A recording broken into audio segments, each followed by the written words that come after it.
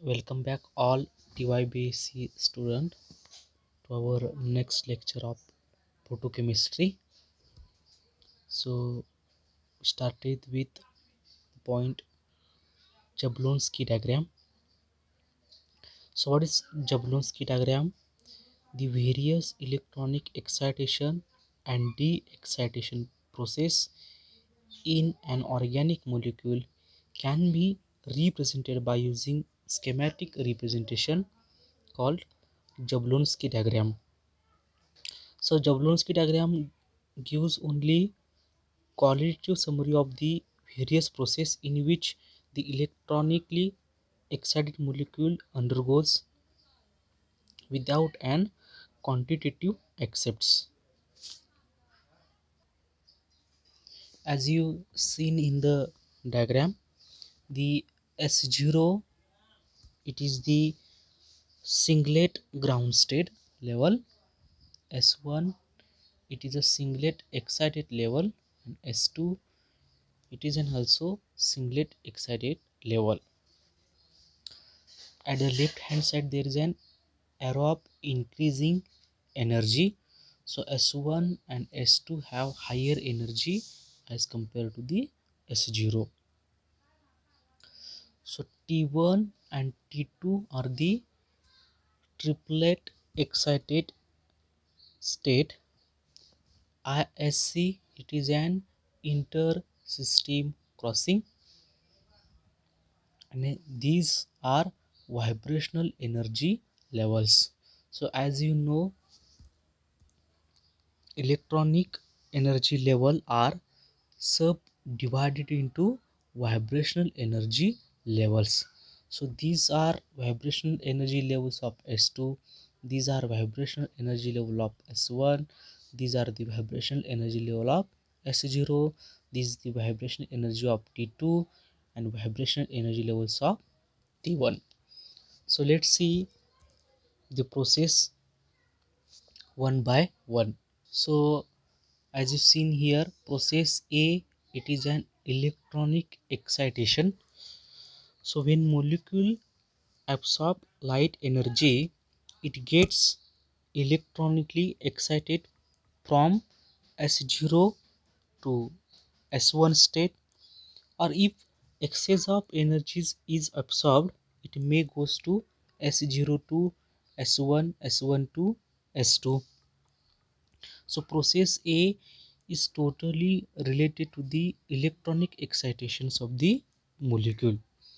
The next process is process B, that is vibrational relaxation process.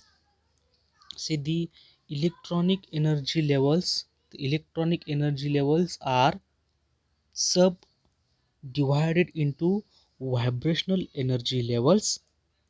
The molecule in the higher vibrational energy levels loses energy by the collision and comes toward the ground vibrational energy level. So this process B is vibrational relaxation.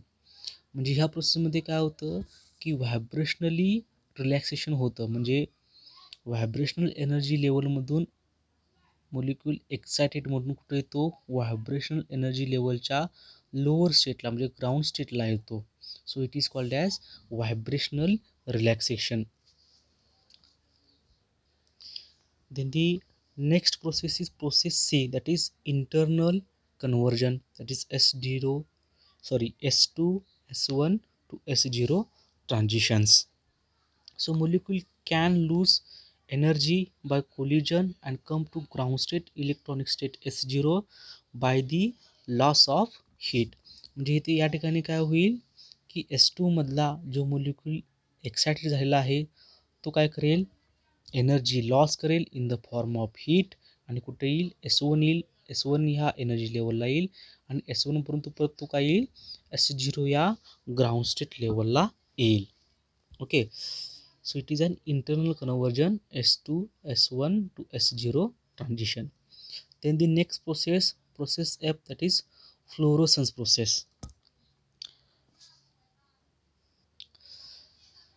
So the vibrationally relaxed molecule in the S1 state may lose energy by the emission of radiation of longer wavelength, that is lower energy than that of the absorbed light. So it is an radiative process from S1 to S0. आता ह्यामध्ये तुम्ही बघू शकता की ही process कशी आहे, मोलिक्युलच्या vibrational energy लेवलमधून ही process होते. म्हणजे S1च्या vibrational energy लेवलमधला molecule S0च्या vibrational energy लेवलमध्ये लाईट रेडिएशन इमिशन करून काय येईल, लोअर एनर्जीला आहे, दॅट इज ग्राउंड स्टेट लेवलला येईल. आता ही जी process that is fluorescence process आहे, ही प्रोसेस काय आहे, it continues only as long as the molecule exposed to the light. म्हणजे ही प्रोसेस कुठपर्यंत चालू असेल, जोपर्यंत तुमचा मोलिक्यूल लाईट रेडिएशनमध्ये एक्सपोज्ड आहे. ज्यावेळी लाईट रेडिएशन क्लोज होईल त्यावेळी फ्लोरोसन्ससुद्धा काय होईल, क्लोज होईल. नेक्स्ट प्रोसेस आहे process E, that is intersystem crossing. आता प्रोसेस ई मध्ये काय झालेलं आहे बघा, the molecule may cross over from S1 to T1 without loss or gain energy. म्हणजे ह्या प्रोसेसमध्ये काय होणार, S1 पासून मोलिक्यूल कुठं होणार, T1 ला येणार. म्हणजे बघा मोलिक्यूल काय चेंज करतो, आपली स्टेट चेंज करतो. म्हणजे सिंगलेट एनर्जीपासून तो कुठे येतो, ट्रिपलेट लेवलला येतो. म्हणून त्या सिस्टीमला काय म्हणायचं, इंटर सिस्टीम क्रॉसिंग. म्हणजे कुठलं transition, S1 to T1 transition. आता आपल्याला माहिती आहे by the use of selection rule S1 to T1 transition काय असतं, it is an forbidden transition. म्हणजे सिंगलेट टू सिंगलेट और ट्रिपलेट टू ट्रिपलेट ट्रान्झिशन कसे असतात, लाऊड, जे आपण लास्ट लेक्चरला बघितलेलं आहे. ठीक आहे. सो इंटर सिस्टीम क्रॉसिंग म्हणजे काय होणार, मोलिक्यूल S1 मधून कुठं T1 कधी येणार, without loss or gain energy. म्हणजेच या ठिकाणी काय होणार, मोलिक्यूलचा स्पिन चेंज होईल. The change off spin off A molecule in the excited state without expense of energy is called as inter system crossing. आता आपल्याला माहिती आहे सिंगलेटपासून ट्रिपलेटकडे यायचं असेल तर मोलिक्यूलचा स्पिन काय आला पाहिजे, चेंज व्हायला पाहिजे आहे. ठीक आहे. नेक्स्ट काय आहे, तर नेक्स्ट आहे प्रोसेस पी. तर प्रोसेस पीमध्ये काय होतं बघा, the molecule in the T1 state may comes to S0 state by the emission of radiation which is called as phosphorescence. म्हणजे ह्या ठिकाणी काय होतं, T1 स्टेटमधला मोलिक्यूल हा कुठे येतो, S0 स्टेटला येतो बाय दी लॉस ऑफ किंवा by the emission of light radiation. त्या प्रोसेसला काय म्हणायचं, फॉस्फरसन्स प्रोसेस. म्हणजे ही सुद्धा कुठली प्रोसेस आहे बघा, इंटर सिस्टीम क्रॉसिंग प्रोसेस आहे. कुठली, फॉस्फरसनची. कारण मोलिक्यूल कुठून येतो, T1 पासून S0ला येतो. ठीक आहे. तर ह्या फॉस्फरसमध्ये काय असतं, the wavelength of this radiation is longer than that of the fluorescent as well as the incident light. Phosphorescence take place after a time delay but it continues when the source of light is removed. म्हणजे या ठिकाणी दोन process फार महत्त्वाच्या आहेत. एक आहे फॉस्फरसन्स, दुसरी आहे फ्लोरोसन्स. आता फ्लोरोसन्स कुठं होते, तर व्हायब्रेशनल एनर्जी लेवलपासून that is S1 to S0 ट्रान्झिशनला होते. आणि फॉस्फरन्स कुठं होते, फॉस्फरन्स होते T1 टू S0ला. आणि फॉस्फरन्सची जी वेव्हलेंथ आहे इमिशन लाईट रेडिएशनची जी काही वेव्हलेंथ आहे ती इन्सिडंट लाईट रेडिएशनपेक्षा आणि फ्लोरोसन्सपेक्षा काय असते, जास्त असते. ओके. नेक्स्ट प्रोसेस काय आहे, process R, that is photochemical reaction. आता ह्याच्यामध्ये काय होतं बघा, the T1 state that is this process T1 to R that is photochemical reaction. So the T1 state has longest life as their decay back to S0 is slow, hence they are most likely to undergo photochemical reaction provided that energy is sufficient to break this bond.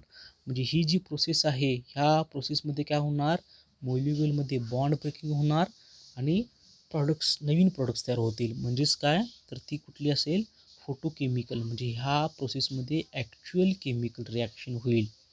Okay. आणि process S काय आहे तर फोटोसेन्सिटायझेशन, जे आपण last लेक्चरला फोटोसेन्सिटायझेशन आणि फोटोसेन्सिटायझर काय म्हणून बघितलेलं आहे बघा. ठीक आहे. तर या प्रोसेस एसमध्ये काय होतं, the molecule in the T1 state may also transfer their energy to the another molecule, that is acceptor, which gets excited. म्हणजे ह्या प्रोसेस एसमध्ये काय होतं तर प्रोसेस एस म्हणजेच काय आहे, T1 to S, that is photosensitization process. ह्या प्रोसेसमध्ये काय होतं तर तो मोलिक्यूल आपली एनर्जी दुसऱ्या मोलिक्यूलला काय करू शकतो, ट्रान्सफर करू शकतो. म्हणजेच तो काय ॲक्ट होणार, फोटोसेन्सिटायझर म्हणून ॲक्ट होऊ शकतो. तर ही काय आहे बघा सगळी जबलोन्स्की डायग्राम आहे. So next part of the photochemistry we will see in the next lecture.